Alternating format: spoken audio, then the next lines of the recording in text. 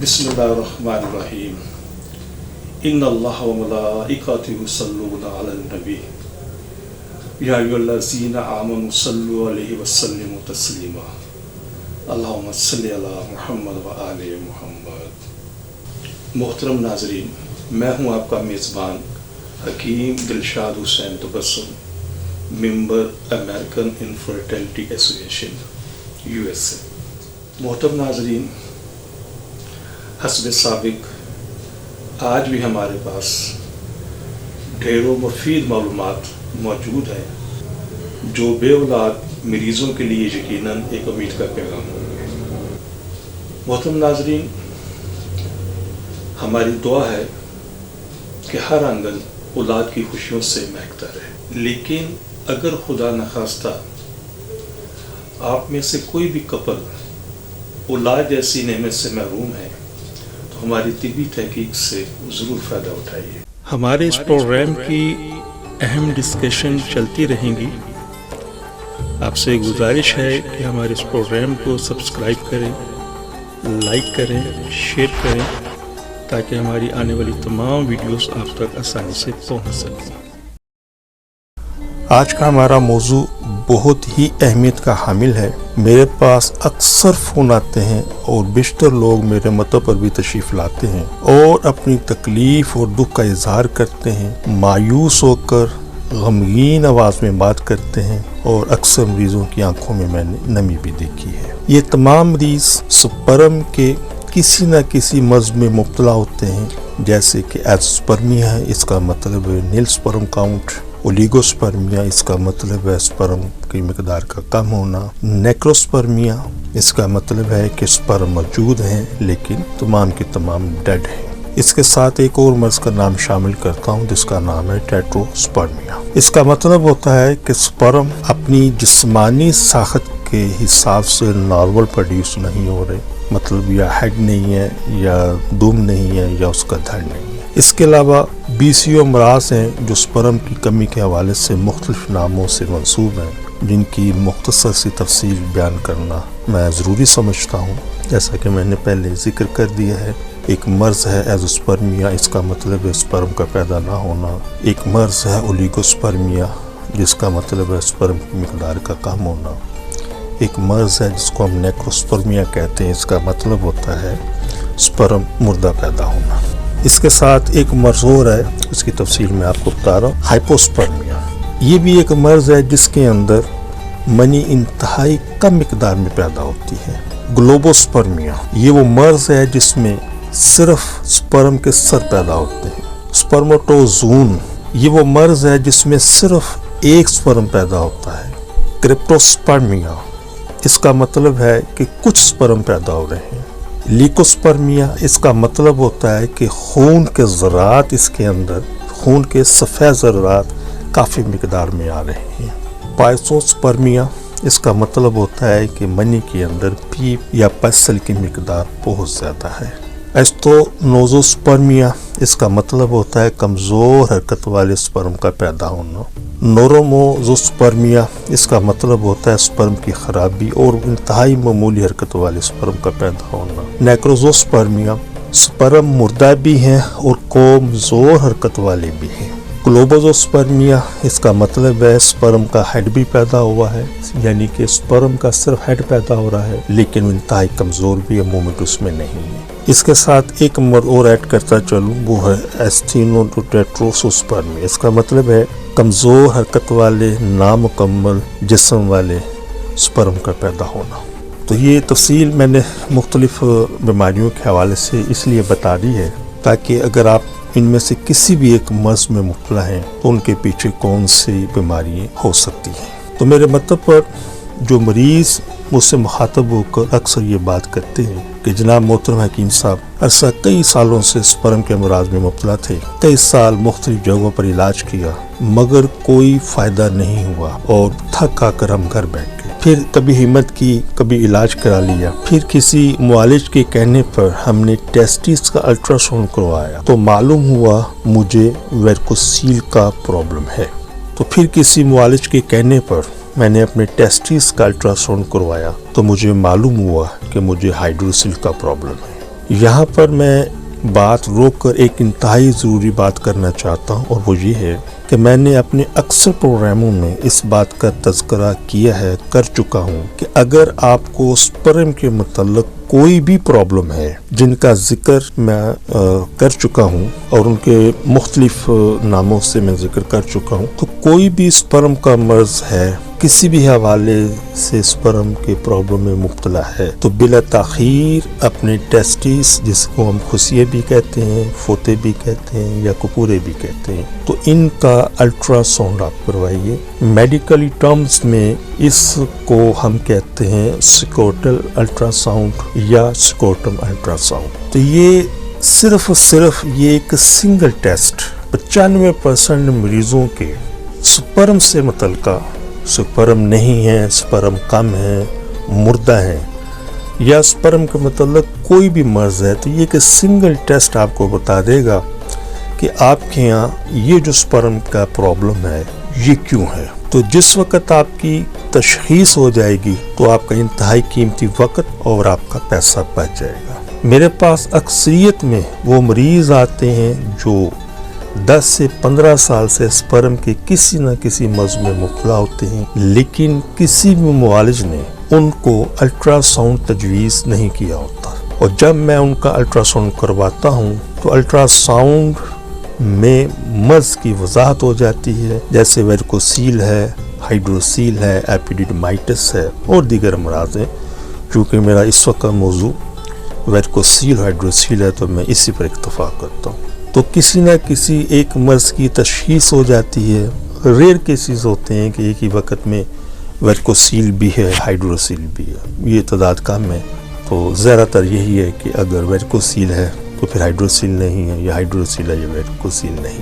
तो जिस वक्त आपकी इस मर्ज़ की तशख़ीस हो जाएगी तो फिर इलाज भी आसान हो जाएगा। तो यही एक बात समझना बहुत ज़रूरी है कि मुकम्मल और सही इलाज के लिए सही तशख़ीस का होना ज़रूरी है। तो चलते हैं अपने मौजू की तरफ। तो जब मरीज़ अपनी बड़ी दुख भरी आवाज़ में बातें करते हैं, हमें बताते हैं कि हमें वेरिकोसील का मर्ज़ था या हाइड्रोसील का मर्ज़ था, तो हमने अपने डॉक्टर साहब के कहने पर इसका ऑपरेशन करवा लिया। लेकिन दुख वाली बात जो ये है, जो प्रोग्राम करने का हमारा जो मकसद है वो ये है कि वेरिकोसील या हाइड्रोसील का ऑपरेशन करवाने के बाद भी स्पर्म नॉर्मल नहीं हुए। ये एक ऐसा क्वेश्चन है कि जिसको समझना बहुत ज़रूरी है, और यही असल में आज का हमारा मौजू है कि अगर स्पर्म का कोई भी मर्ज़ है, स्पर्म नील है, स्पर्म कम है, स्पर्म रेड है या अदर कोई भी इशू है, और हमारे टेस्टिस के अल्ट्रासाउंड के अंदर डायग्नोज हो चुका है कि वेरिकोसील है या हाइड्रोसील है, तो डॉक्टर्स रात हमने मशवरा दिया, हमने उसका ऑपरेशन करवा लिया, लेकिन स्पर्म फिर भी नॉर्मल नहीं हुए। क्यों? उसकी वजह ये है, ऐसा कभी भी नहीं होता कि आपको वेरिकोसील का प्रॉब्लम है और उस वजह से आपको कोई भी स्पर्म का इशू है, और अगर आप ये समझते हैं या आपको ये ब्रीफ कर दिया गया है कि आप वेरिकोसील का या हाइड्रोसील का ऑपरेशन करवाएं और आपके ये स्पर्म आ जाएंगे, ये ठीक हो, ऐसा कभी भी नहीं होता। इसकी वजह ये है, ये वजह समझना बहुत ज़रूरी है कि अगर आप ऑपरेशन करवाते हैं इन अमराज का, तो ऑपरेशन के बाद भी आपको 6 से 8 माह दवाई खानी पड़ेगी। उसकी वजह है कि वेरिकोसील को समझें। वेरिकोसील का सीधा सा तर्जुमा मुख्तसर करूं, अगर आप वेरिकोसील के क्या चीज़ है इसको तफसील में अगर देखना चाहें तो प्रोग्राम नंबर 24 मेरा यूट्यूब पर मौजूद है, वहाँ से आप इसे देख सकते हैं। इसी तरीके से हाइड्रोसील भी वहाँ पर मौजूद है, वो भी आप वहाँ से देख सकते हैं, वो तफसील आपको मिल जाएगी। तो यहाँ पर मुख्तसर अर्ज़ करके आगे चलता हूँ कि वेरिकोसील का मतलब सीधा सा ये है कि वेरिकोसील लफ्ज़ निकला है वेरिकोस से। इसका मतलब होता है कि वेंस का या नाड़ों का फूल जाना। तो इस मर्ज़ में होता ही है कि जो टेस्टिस को ब्लड सप्लाई करने वाली वेंस होती हैं वो फूल जाती हैं, जिसकी वजह से टेस्टिस का टेम्परेचर ज़्यादा हो जाता है, और टेम्परेचर ज़्यादा हो जाने की वजह से स्पर्म का कोई भी प्रॉब्लम आ सकता है, क्योंकि स्पर्म को पैदा होने के लिए एक जानदार चीज़ है। तो स्पर्म को पैदा होने के लिए एक मखसूस दर्जा हरारत की ज़रूरत होती है, जो वेरिकोसील की वजह से या हाइड्रोसील की वजह से वो दर्जा हरारत डिस्टर्ब हो जाता है, तो स्पर्म की प्रोडक्शन वहाँ पे डिस्टर्ब हो जाती है। تو بتانا مقصد یہ ہے کہ اگر آپ نے آپریشن کروا لیا ہے اور اگر آپ سمجھتے ہیں یا آپ کو یہ سمجھا دیا گیا ہے کہ آپ نے یہ آپریشن کروا لیا آپ کا یہ سپرم کا مسئلہ حل ہو جائے گا، ایسا کبھی نہیں ہوتا. اس کے بعد بھی آپ کو 6 سے 8 مہینے دوائی کھانی پڑے گی. اس کی وجہ یہ ہے کہ آپریشن کروا کر آپ نے ان وینز کو ختم کر دیا، ٹیسٹس کا ٹیمپریچر آپ نے بیلنس کر دیا، لیکن جب تک وہ ویریکوسیل وہاں رہا اس نے سپرم کے نظام کو، اس کے ورک کو ڈسٹرب کیا. تو وہ تو آپ کسی آپریشن سے نہیں ٹھیک کر سکتے. تو مطلب سیدھا سا یہ ہے کہ آپریشن اگر آپ کرواتے ہیں جہاں تک اس کے رسک کا تعلق ہے تو اس پر میرا اس وقت یہ موضوع بحث نہیں. ڈیفینیٹلی آپریشن ہے تو کچھ نہ کچھ عنصر، کچھ نہ کچھ پرسنٹیج اس کی حوالے سے، رسک کے حوالے سے موجود رہے گی، اس میں کوئی دو رائے نہیں ہے. تو تھوڑی دیر کے لیے ہم سمجھ لیتے ہیں کہ ہم نے ویریکوسیل یا ہائیڈروسیل کا آپریشن کروایا. ہمارے ہائیڈروسیل اور ویریکوسیل کا آپریشن بھی کامیاب ہو گیا، لیکن اس کا قطعی مطلب یہ نہیں ہے کہ آپ اس پر بھی بیلنس ہوں گے.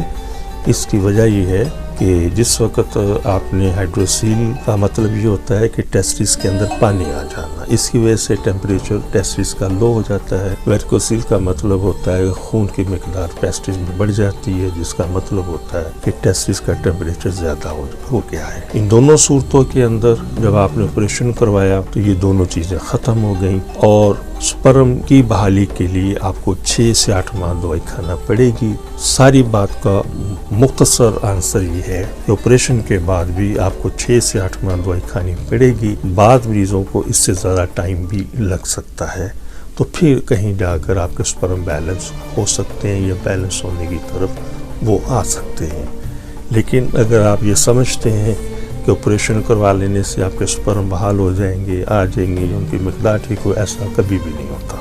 تو شکر الحمدللہ ہمارا ادارہ عرصہ دراز سے ویریکوسیل ہائیڈروسیل کا علاج بغیر آپریشن کے کر رہا ہے بڑی کامیابی کے ساتھ. تو اس کے بیسیکلی کچھ علاج ہیں، ان کو سمجھیں کہ ہم ایک ہی وقت میں بغیر آپریشن کے ویریکوسیل کو ٹھیک کرتے ہیں، وینز اپنی جگہ پر واپس آ جاتی ہیں. اس ویریکوسیل نے جو سسٹم کو خراب کیا ہوتا ہے، ڈیمیج کیا ہوتا ہے سپرم کی پروڈکشن کے حوالے سے، اس کے اندر جو پرابلمز آتی ہیں اس پرابلمز کو ٹھیک کرتے ہیں. اس کے ساتھ ساتھ اس نظام کو ہم طاقتور کرتے ہیں تاکہ یہ پوری ہوش کے ساتھ سپرم کی پروڈکشن نارمل اور صحت مند ہو سکے. اور یہ بھی ہمارا جو ڈیوریشن ہے، کیونکہ ویریکوسیل کی تقریباً 5 سٹیجز ہوتی ہیں، ہائیڈروسیل کی تقریباً 4 سٹیجز ہوتی ہیں، تو یہ عمل بھی شکر الحمدللہ ہم 3 ماہ سے لے کر 8 ماہ تک بغیر آپریشن کے مکمل کر لیتے ہیں. تو ہمارا جو پروگرام بنانے کا مقصد یہ تھا کہ ساری چیزوں کو آپ انڈرسٹینڈ کریں،